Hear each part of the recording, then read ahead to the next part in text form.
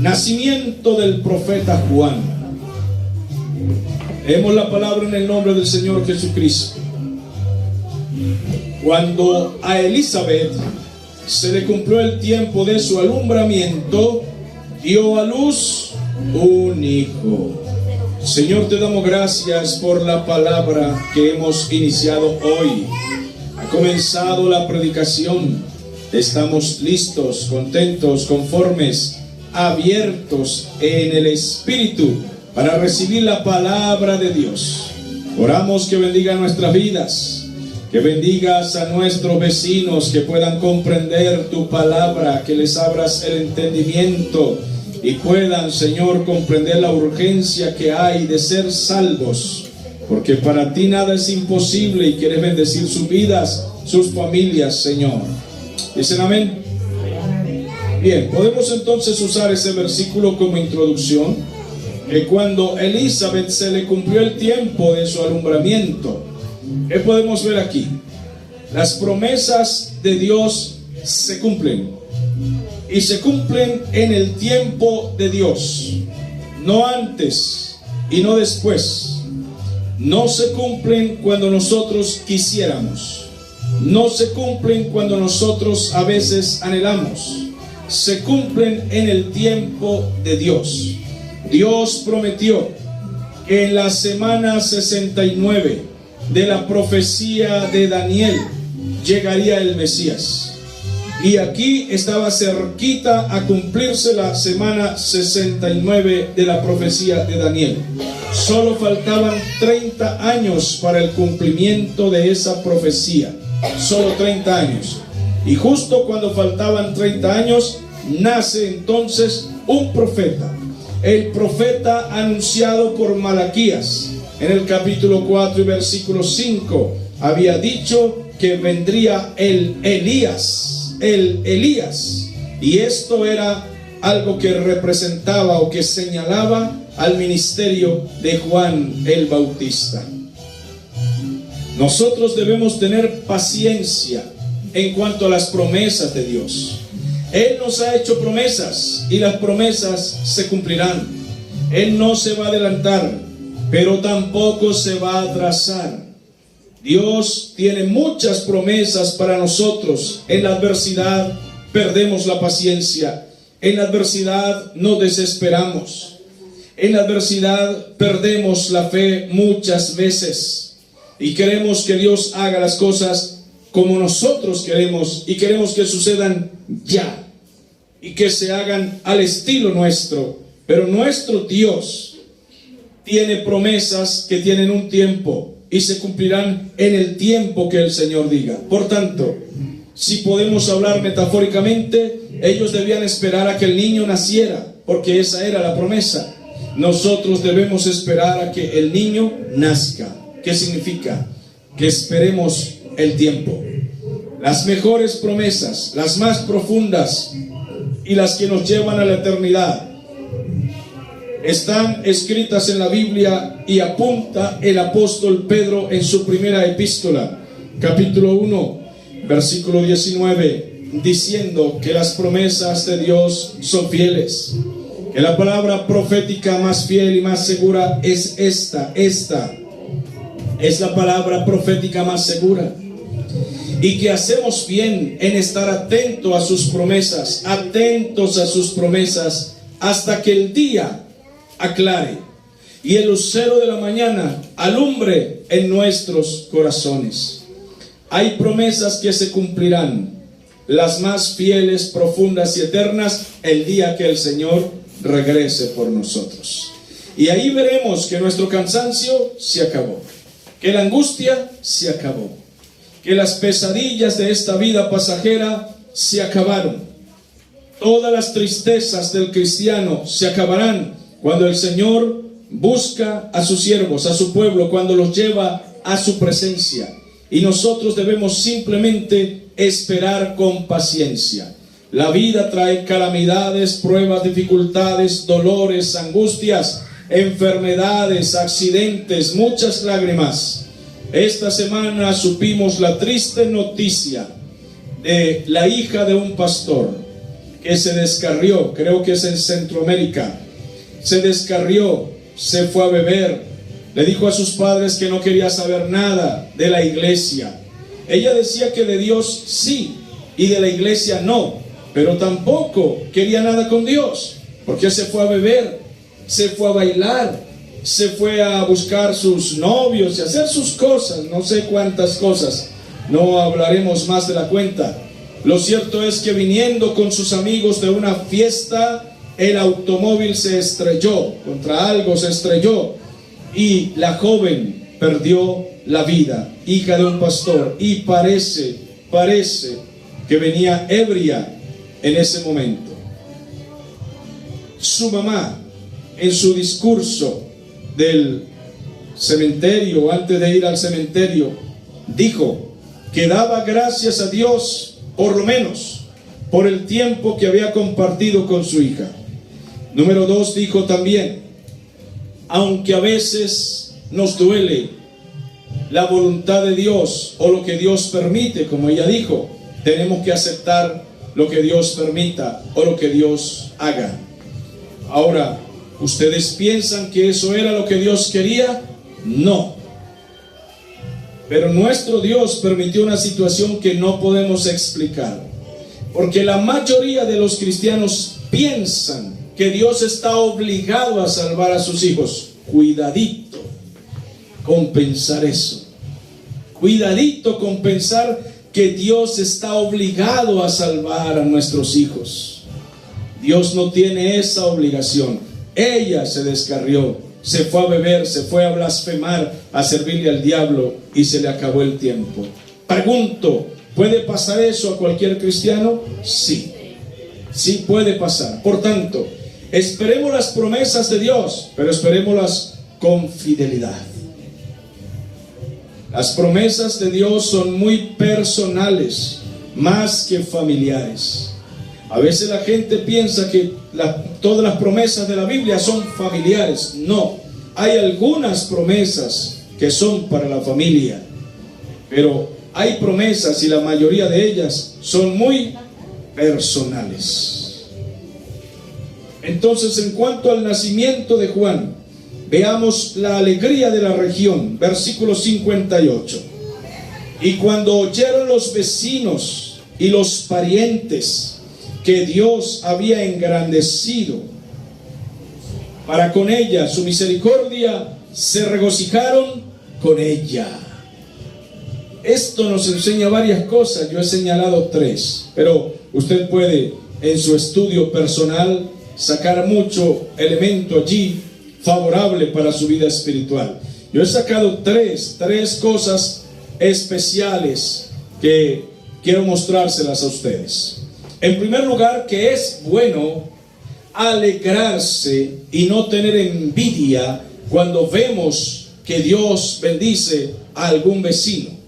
En este caso, una vecina llamada Elizabeth, esposa de un ministro llamado Zacarías, en su ancianidad, en su vejez, nunca habían tenido hijos, y el Señor decidió bendecirlos con un hijo, y todos los vecinos se alegraron con los ancianos. Es bueno entonces alegrarse con las bendiciones de los vecinos. ¿Están de acuerdo? Es bueno alegrarse.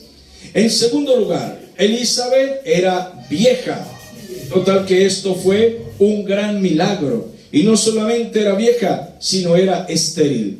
¿Qué nos enseña esto? Que Dios hace milagros en cualquier momento a cualquier persona, que Él es poderoso para hacerlo. Y en tercer lugar, el niño sería un gran profeta de Israel. Un gran profeta. No solamente fueron bendecidos, sino fueron bendecidos con una grandísima bendición, porque Juan el Bautista es uno de los profetas más famosos a nivel mundial. Maravilloso. Vamos a seguir viendo la palabra del Señor. Versículo 59. Aconteció que al 8º día vinieron para circuncidar al niño, y le llamaban con el nombre de su padre, Zacarías. Bien, Los amigos continuaron la celebración y la fiesta 8 días con ellos. ¿Qué les parece? Celebraron 8 días contentos porque esta pareja de ancianos tenían un niño que sería profeta y ellos seguían en la celebración. Llegó el momento de la dedicación y ellos con mayor alegría por la presencia de Dios en esa casa estaban contentos de hacer algo que todo cristiano debe alegrarse, y es presentar un niño para Dios. Si hay alegría en que un niño nazca, si hay alegría, debe ser mayor alegría presentar el niño al Señor. Por cierto, ustedes presentaron a la niña, ¿no? Bien. Un niño se presenta al Señor y es mayor alegría que simplemente su nacimiento. La presentación de un niño a Dios significa que lo vamos a dedicar y lo vamos a criar en el temor de Dios. Hay personas que en nuestras reuniones me han traído sus niños para que los presentemos a Dios. Y les digo cuál es la condición al traer el niño. Y le digo a sus padres cuál es la condición. Y con el tiempo, ¿qué veo haciendo a sus padres? Descarriados, bebiendo, borrachos, bailando y dando mal ejemplo a su niño. Y pregunto, ¿para qué lo presentaron? ¿Para qué lo presentaron? No tiene sentido haberlo presentado. No sirve para nada. Los padres están haciendo a Dios una promesa: criar a su hijo en el temor de Dios. Estos ancianos sí tenían en cuenta esto y lo presentaron al Señor para obedecerle, para decirle al Señor: nuestro hijo será dedicado, orientado en el temor de Dios. El ejemplo que acabo de poner de esa jovencita que fue criada en el Evangelio y aún así se descarrió. Pregunto, si nosotros criando hijos en el Evangelio aún así se descarrían, aún así se apartan, aún así se van a servirle al mundo, al diablo, habiéndolos criado en el Evangelio, ¿cuánto más? ¿Cómo será si no los criamos en el temor de Dios y les damos malos ejemplos? Pregúntese, ¿para qué un padre de familia presenta a su hijo a Dios si no lo va a criar en el temor de Dios, si no le va a dar ejemplo?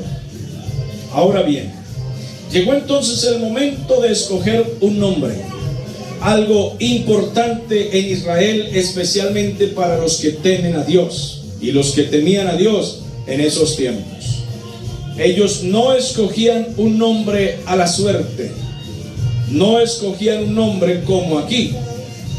Le pregunté a una señora, porque su nombre se pronuncia como un nombre extranjero. No voy a mencionar el nombre por el respeto a la señora. Y le dije, ¿por qué usted se llama así? Su nombre suena ruso, suena alemán, suena extraño. No es de aquí. Pensé, su familia es extranjera, usted es extranjera. Y me dijo, no, yo soy de aquí, o sea, criolla de estas tierras. ¿Y por qué su nombre tan extraño? Dijo, mi mamá escuchó ese nombre por allá en algún lado y me contó que a la suerte me lo lanzó. Y yo pensando que la señora pues era extranjera. No tiene nada de malo, al contrario, es muy bonito ser de nuestra tierra. Pero es que yo pensé que la señora tenía familiares alemanes o rusos o de algún país por allá de Europa. Y dijo, no, somos aquí criollos. Pero simplemente mi mamá escuchó ese nombre por allá y ese es el de mí. Y ella me hizo caer en cuenta de algo. Dijo, es más, a veces la gente pone nombres a sus hijos por hacer unión de nombres entre el papá y la mamá. Le ponen, por ejemplo, Mariquey. ¿Y eso por qué? Porque la mamá se llama Keila y el papá Mario. Y el hijo salió Mary Kay. Impresionante. Nombres raros. Terrible. ¿Ah? Sí. Le dicen Wilcha. ¿Y por qué le puso a su hija así? Porque el papá es William y la mamá Chabela. Es por decir cualquier cosa. Pero no era así para los judíos. Para ellos era importante que el niño que nacía representara su tierra, religión, cultura, época o algún acontecimiento sobresaliente importante. Su papá era un hombre importante. De hecho, Juan el Bautista nacía para ser un sacerdote descendiente de Aarón. ¿Qué les parece? Casi nada. Él venía de ese linaje. Total que debía llamarse por lo menos como su papá, Zacarías, ya que su papá era de ese linaje sacerdotal. Cuando fueron a ponerle el nombre, comenzaron los amigos a decir: bueno, él se llamará entonces como su papá, Zacarías, así le llamaban. Pero su madre en el versículo 60 dice: pero respondiendo su madre dijo: no, se llamará Juan. Ella obedecía al mandato del Señor. Veamos el versículo 13, por favor. El versículo 13 dice: pero el ángel le dijo a Zacarías: no temas, porque tu oración ha sido oída, y tu mujer anciana Elizabeth, la estéril, te dará a luz un hijo. Ahorita en su vejez Dios hará un milagro y llamará su nombre Johanán. Ese es el nombre hebreo, traducido Juan. Ella, en obediencia al Señor, dijo: su nombre será Juan. Su madre es ejemplo entonces de obediencia. Su madre sabía que Juan traía un misterio. Él iba a introducir el evangelio a Israel. Él era el preámbulo a Cristo. Él venía antes de que Cristo apareciera. Veamos Tito capítulo 2, por favor. Tito capítulo 2. Hoy estamos luchando con el sonido que nuestros vecinos irreverentemente han puesto y tratan de sepultar la palabra del Señor, pero no hacemos caso a tales cosas y seguimos adelante. Tito 2:11 dice: porque la gracia de Dios se ha manifestado para salvación a todos los hombres. Amén. Capítulo 3 y versículo 4. Pero cuando se manifestó la bondad de Dios, nuestro Salvador, y su amor para con los hombres, nos salvó, no por obra de justicia que nosotros hubiéramos hecho, sino por su misericordia. ¿Qué venía entonces a hacer Juan? A introducir el mensaje de esta salvación. Segunda a Timoteo 1:10. Dice la palabra del Señor así. 1:10. Pero que ahora ha sido manifestada por la aparición de nuestro Salvador Jesucristo, el cual quitó la muerte y sacó a luz la vida y la inmortalidad por el Evangelio. Entonces su madre sabía que el ministerio de Juan era poderoso, que él era la introducción a la venida de Cristo, que él era el preámbulo, y él en obediencia, ella en obediencia dijo: no le llamaremos Zacarías, le llamaremos Juan. Versículo 61, dice la palabra del Señor así. Le dijeron: ¿pero por qué Juan? ¿Por qué le llamarás Juan? No hay nadie en tu parentela que se llame Juan. Nadie. Pensamos que se llamaría como su papá. Ellos insistían en preguntar entonces a Zacarías: nadie en tus parientes, amados. Debemos aprender en la vida la prudencia. Creo, desde mi punto de vista en este estudio, que estas personas estaban siendo imprudentes. La madre dijo: no, él se llamará Juan. Ella es la mamá. Ella está obedeciendo al Señor. Pero la gente comienza a insistir y a entrometerse en lo que no es su problema. Cada vez que usted irrumpe en una familia para meterse en asuntos que no son suyos, está siendo usted entrometido e imprudente. Ellos insistían entonces a predicar, a preguntar a Zacarías. Pero acuérdense ustedes que Zacarías estaba mudo.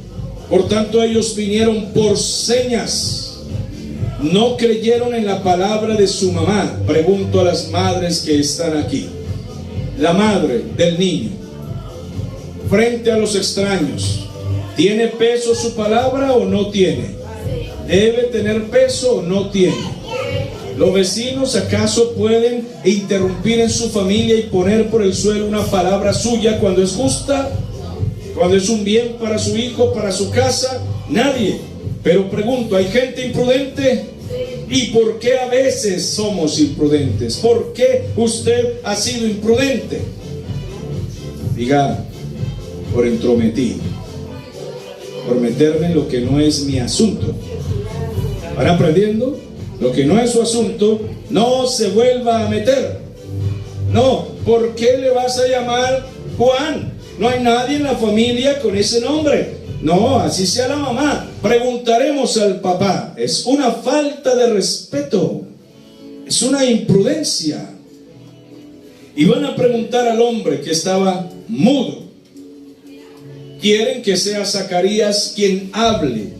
Quieren que él sea quien diga qué nombre va a tener. Entonces vienen a Zacarías y le dicen a la mujer: mira, no hay nadie en tu familia con ese nombre. Entonces le preguntaron por señas a su padre: ¿cómo le van a llamar o cómo le vamos a llamar? Versículo 63. Y pidiendo él una tablilla, escribió diciendo: Juan es su nombre.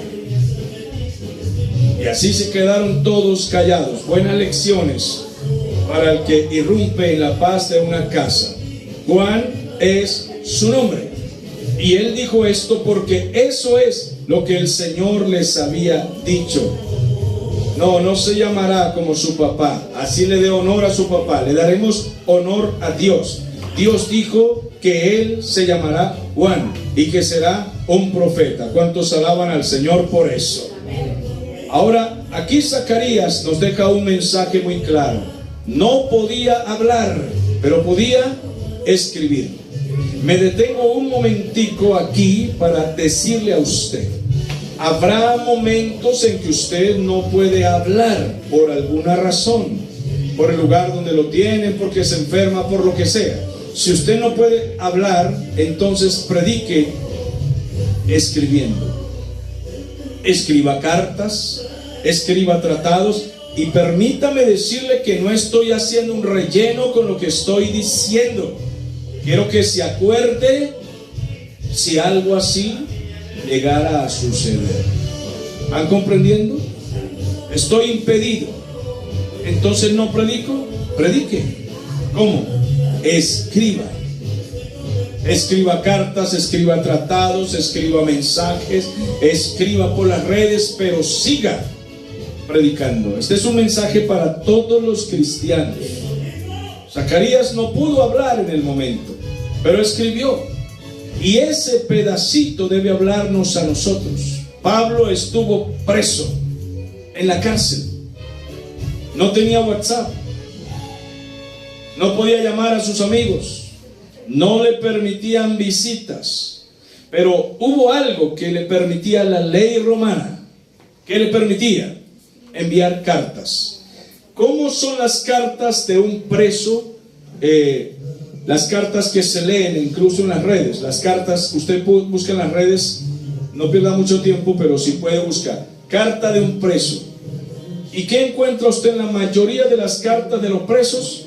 Sentimentalismo. Comienzan a llorar, a recordar que no hicieron las cosas bien, que fueron malos, que por eso están pagando, que ahora recuerdan a su mamá, a su esposa y a sus hijos, y un sentimentalismo, y se vuelven poetas y escritores de cosas raras.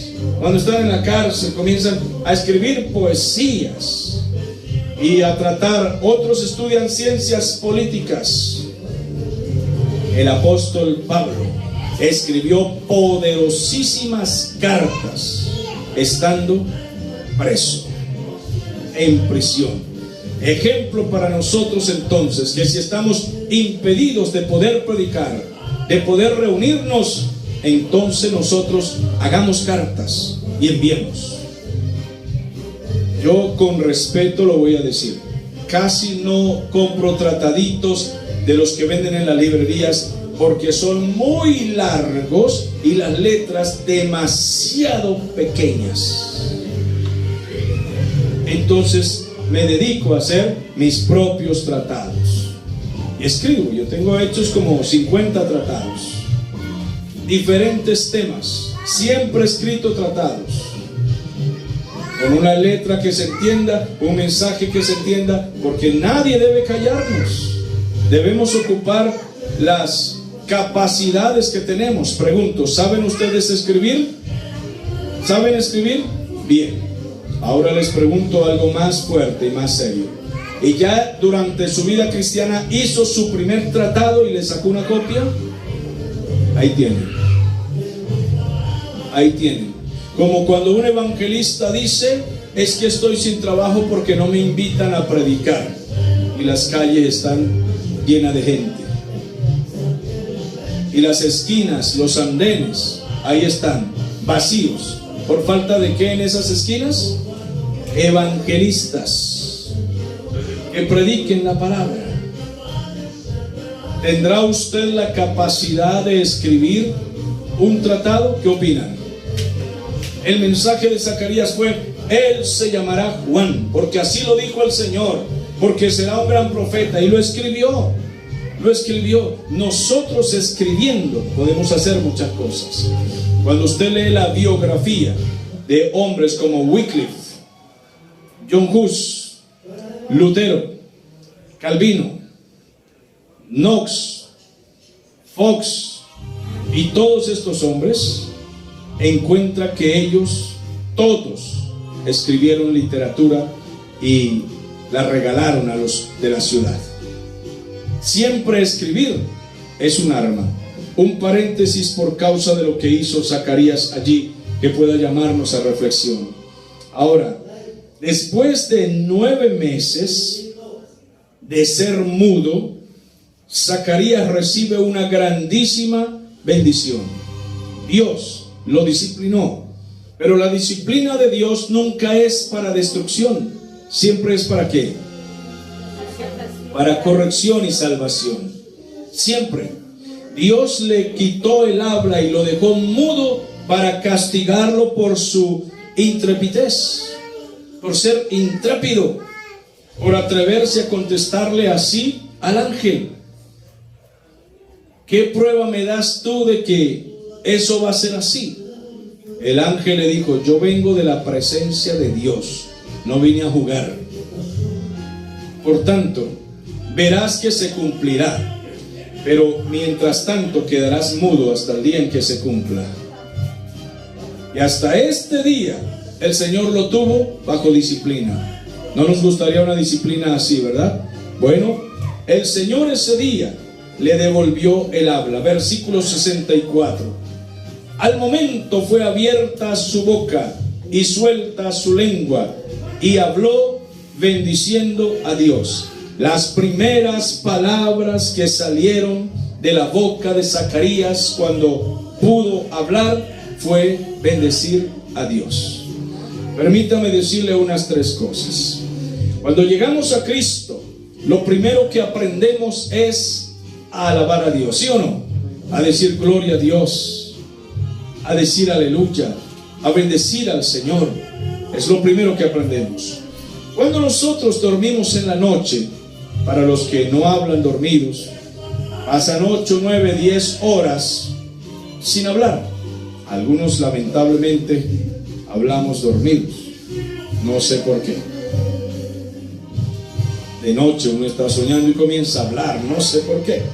Pero la mayoría estamos callados, en silencio. Al levantarnos en la mañana, ¿qué debemos hacer?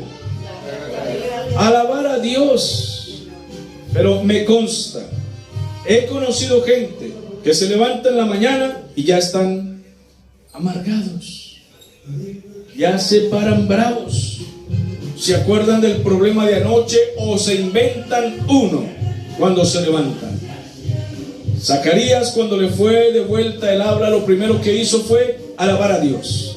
Cuando nosotros nos levantamos en la mañana después de estar toda la noche en silencio, lo primero que tenemos que decir es: gloria a Dios por este nuevo día. Gloria a Dios por este nuevo día. Y bendecir a Dios, alabar a Dios. Por eso son hermosos los matutinos. Amén. Los matutinos son hermosos. Cuando llegamos a Cristo aprendimos a alabar a Dios. Cuando nos levantamos en la mañana aprendemos o debemos alabar al Señor. Y cuando entramos por esa puerta para reunirnos en este lugar, los libros o los salmos nos dicen: entrad por sus puertas con acción de gracias. Amados, que nunca al entrar por esa puerta le digan a un hermano: estaba deseando hablar con usted porque le tengo el último chisme. Entrad por sus puertas con acción de gracias. Eso debe ser. Ahora bien, la noticia corrió por todas partes. Se llenaron de temor todos sus vecinos, y en toda la montaña de Judea se divulgaban estas cosas. Mira, Zacarías estuvo mudo, y a la vieja esposa de él Dios le dio un hijo. Estando vieja y estéril, Dios le ha hecho un milagro. Pero además un ángel los ha visitado y les ha dicho que ese niño será un gran profeta para Israel. Y la noticia corrió por todas partes. ¿Cuáles son las noticias que nosotros debemos llevar por todas partes? Por todo Villa del Rosario, por todo Cúcuta, por todo Colombia, por toda Venezuela. ¿Cuáles son las noticias?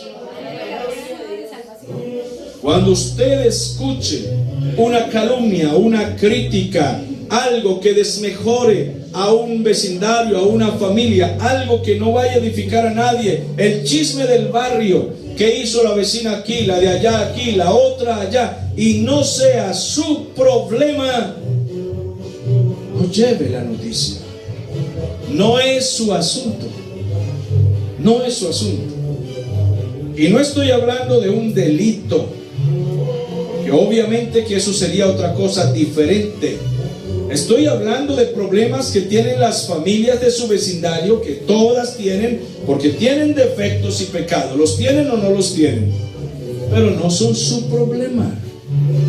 Usted no tiene que llevar esas noticias. Pero estas que estamos aquí haciendo, una noticia como esta, hicimos el culto, había mucho ruido, pero aún así cantamos. Lleve esa noticia. Hicimos el culto, había mucho ruido a causa de esto y aquello, pero aún así predicamos. Aún así estuvimos atentos. Aún así oramos por Colombia, oramos por Venezuela, oramos por la salud, y Dios hizo muchos milagros. ¿Cuánto lo creen? Llevemos esas noticias. Nada nos obstaculizó, nada nos trancó, nada nos puede detener, y animamos a otros a que tengan las mismas ganas de servir al Señor, cualquiera sea la situación. ¿Cuántos de ustedes tienen deudas? ¿Cuántos de ustedes a veces están cortos de dinero? ¿Cuántos de ustedes les duele aquí y allá? ¿Les aqueja esto o aquello? ¿Tienen familia difícil?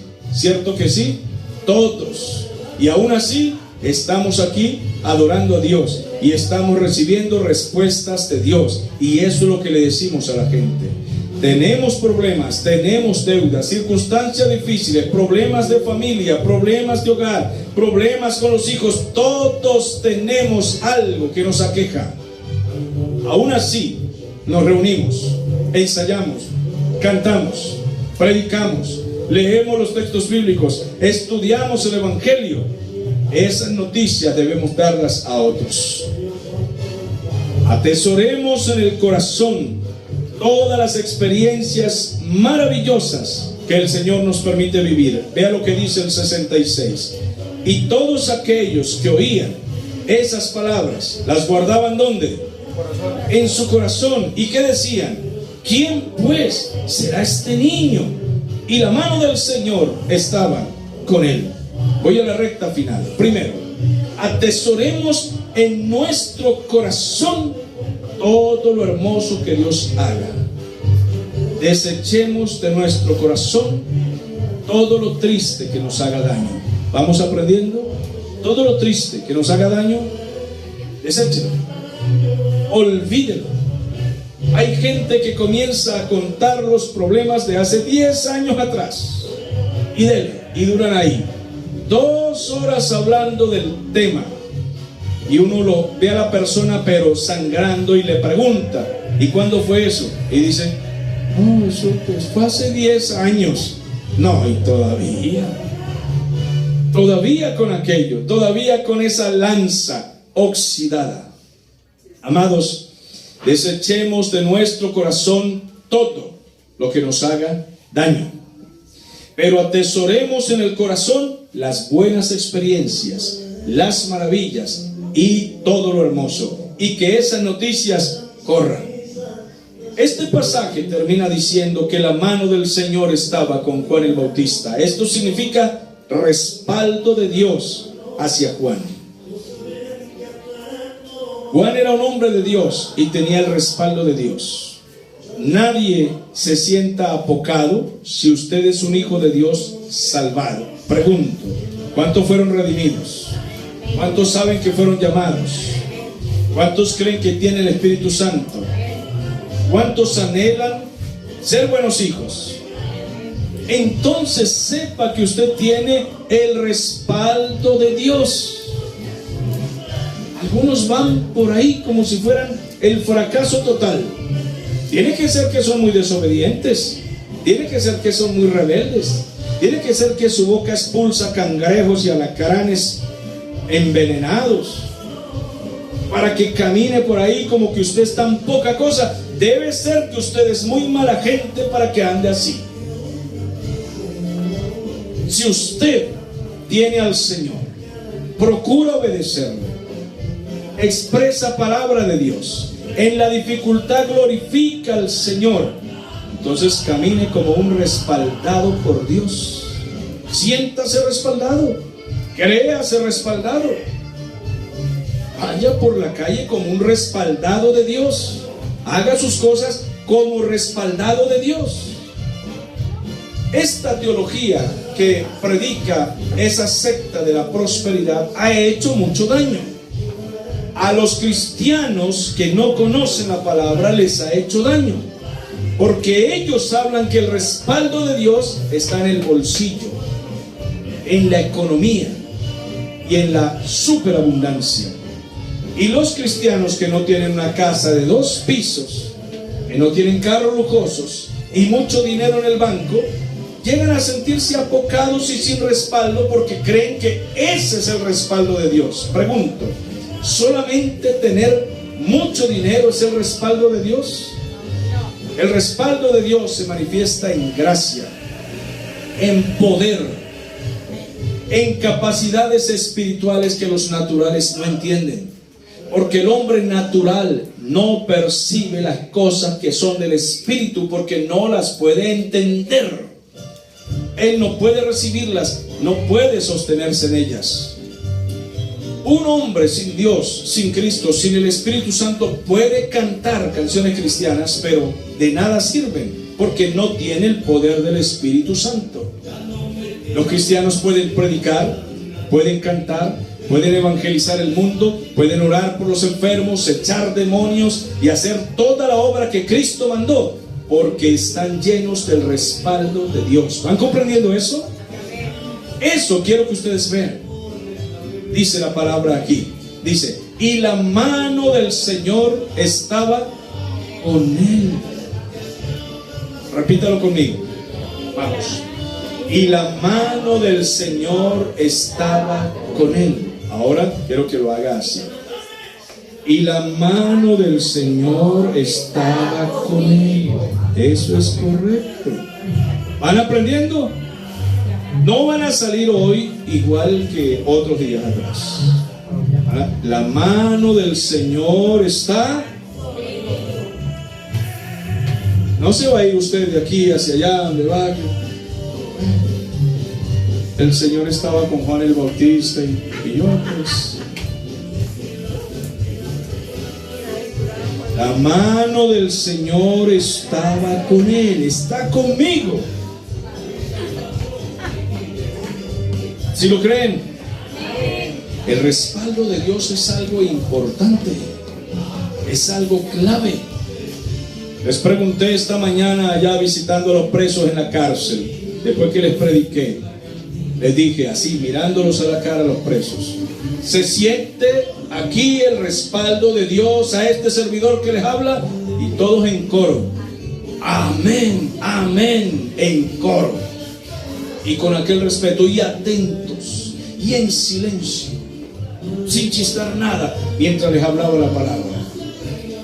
No tenemos millones, ni 5 camionetas, ni edificios. No somos dueños de hoteles, gente sencilla. Pero tenemos el poder del Espíritu Santo. ¿Por qué no lo entienden? ¿Acaso cuando hay un enfermo, un endemoniado, van a llamar a cualquier loco borracho de la cantina o a la gente que está bailando en la esquina? Entiendan, la gente necesitada va a tener que llamar a los cristianos en sus peores necesidades.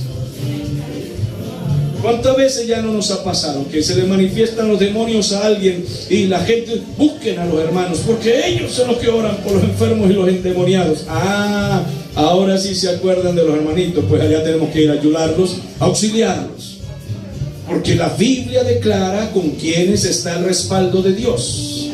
Dios no va a respaldar a ningún loco de carretera de este mundo. Dios no va a respaldar al que anda en contra de su palabra y se está burlando del Señor, al que anda en blasfemias o mundanalidades. No lo va a respaldar. No tienen autoridad. Pueden tener Biblia, pero no tienen el Espíritu Santo. Pueden tener religión, pero no tienen el Espíritu Santo. Pueden ser miembros de una secta, pero no tienen el Espíritu Santo. Pueden por la boca decir creo en Dios, pero no tienen el poder del Espíritu Santo. Había muchos fariseos en Israel, pero Dios estaba con Juan el Bautista. Y Juan el Bautista señaló a Cristo y dijo: y este es mayor que yo, él es el Cordero de Dios. Había muchos religiosos, pero Dios no estaba con ellos. Dios no aprueba religiones inventadas por los hombres. Dios está llamando a los cristianos a una relación personal con Él, una relación sincera, una relación verdadera de conversión. Juan dijo: yo bautizo con agua para arrepentimiento, y dijo de Cristo: pero Él bautiza con Espíritu Santo y fuego. ¿Vamos comprendiendo eso? Entonces, mis amados hermanos, el texto concluye aquí diciendo: y la mano del Señor estaba con él. ¿Eso no es maravilloso? Creo que nosotros debemos estar muy contentos de tener el respaldo del Señor en la obra cristiana, en la obra misionera. Cualquier persona puede decir: yo soy miembro de la Cruz Roja y hago bienes a la gente y le curo heridas y tantas cosas, y eso es una obra bonita, es una obra loable, pero no es una obra espiritual, es solo una obra física, es de la tierra. Pero nosotros hacemos una obra espiritual, no curamos el cuerpo solamente, sino principalmente el alma. Los políticos tienen una labor, cuando son honestos, tienen una labor aplaudible. Claro que sí, loable, cuando son honestos. Pero por favor, muéstreme algún político honesto. Son muy poquitos. Ellos conducen a una nación temporalmente según su ideología o su partido político. Nosotros conducimos a la gente con el mensaje del Señor hasta que lleguen al reino de los cielos. Eso se llama: la mano del Señor está con él. La mano del Señor está con su pueblo. Vamos a gozarnos de que la mano del Señor está con nosotros. Salga de aquí creyendo que la mano del Señor está con usted. Póngase de pie. Vamos a orar. Señor, gracias.